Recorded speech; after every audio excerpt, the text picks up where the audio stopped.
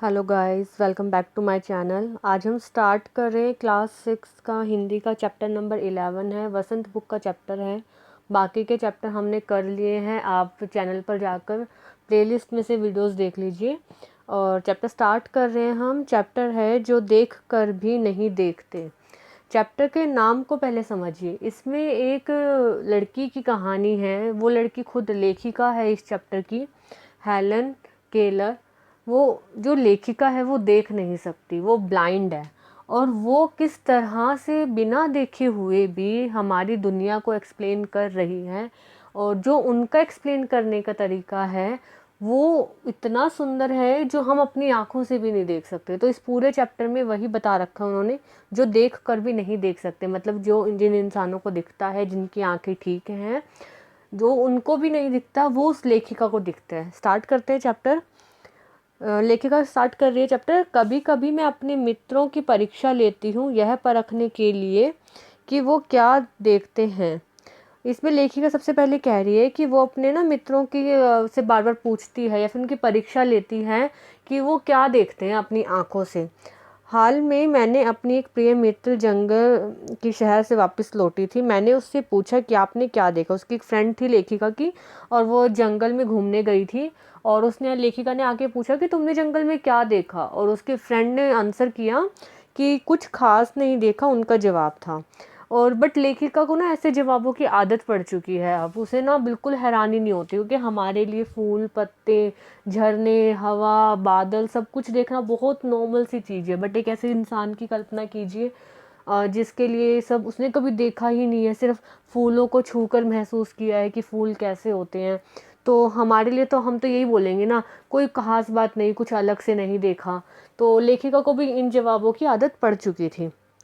आगे लेखिका कहती है, मुझे बहुत अचरज अचरज होता है, हैरानी नहीं हुई, क्योंकि अब मैं इस तरह के उत्तरों की आदी हो चुकी थी। मेरा विश्वास था कि जिन लोगों की आंखें होती हैं वह बहुत कम देख सकते हैं। लेखिका कहती है कि मुझे लगता है कि जिनकी आंखें होती हैं उनको कम दिखता है।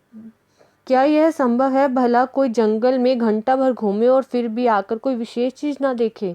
वो कह रही है कि 1 घंटा जंगल में घूमने के बाद भी उनको कोई विशेष, कोई भी अच्छी सी चीज़ नहीं दिखी।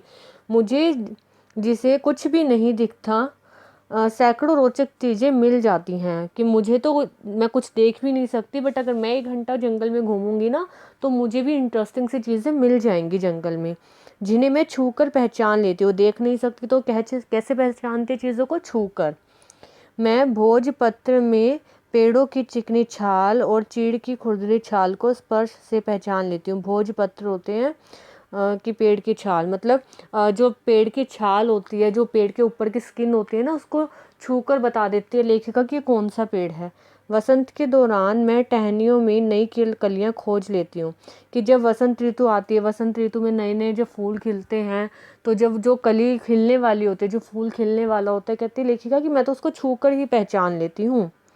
मुझे फूलों की पंखुड़ियों की मखमली सतह छूने और उनकी घुमावदार बनावट को महसूस करने में अपार खुशी मिलती है, आनंद मिलता है। लेखिका कह रही है कि जब वो फूलों को छूती है, तो जैसे फूल में एक कर्व होता है ना, उस कर्व को फील करने में, उस कर्व को महसूस करने में लेखिका को बहुत मज़ा आता है।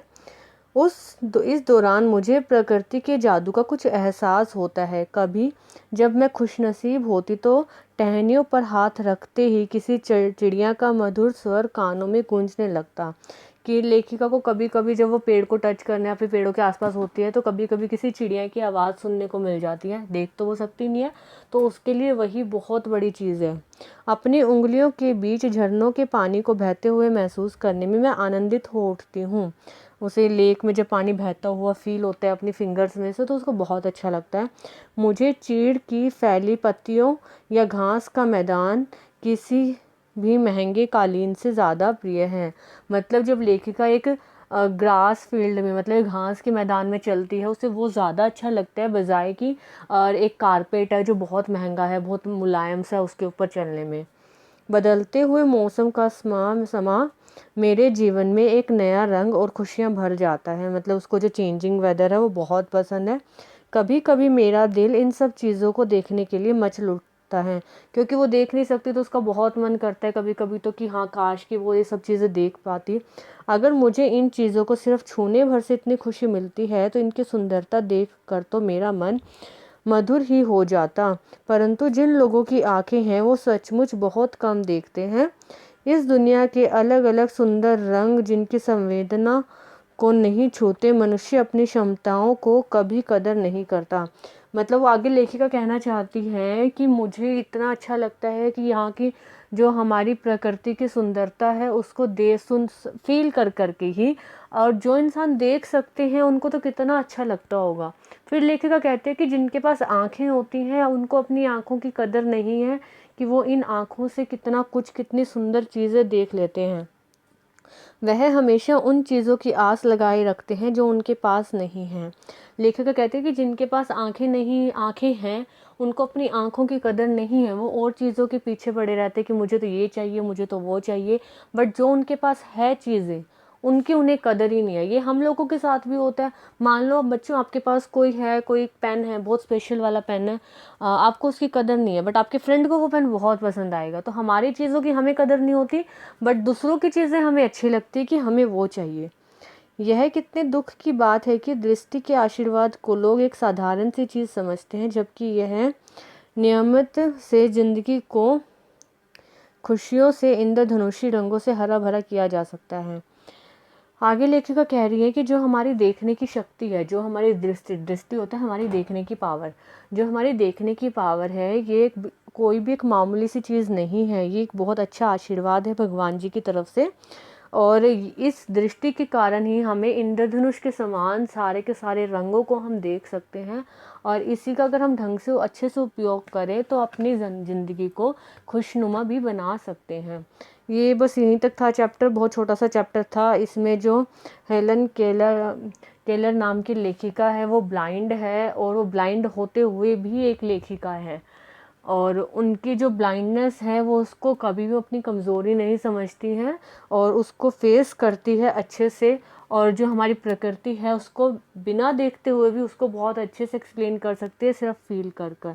तो इसमें लेखिका सिर्फ इतना कहना चाहते हैं कि भगवान ने हमें जिस हाल में रखा है हमें उसे स्वीकार करना चाहिए। जो हमारी स्थिति है हमें उसे स्वीकार करना चाहिए और उसे ही भगवान का आशीर्वाद समझकर उसके साथ आगे बढ़ना चाहिए। होप आप लोगों को यहाँ तक समझ आया होगा पूरा चैप्टर।